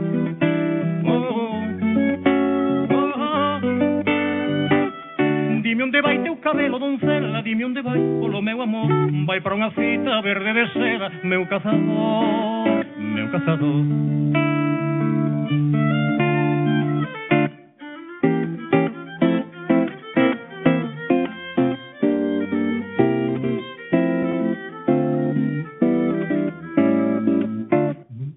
Nos beizos deitada, nunca vi cita que atese no vento, nunca vi cervo que volvese ao alto, polo meu amor.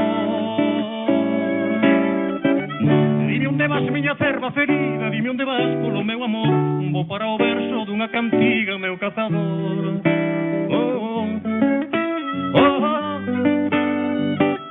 Dime onde vai teu cabelo doncella, dime onde vai, polo meu amor, vai para unha cita verde de seda, meu cazador.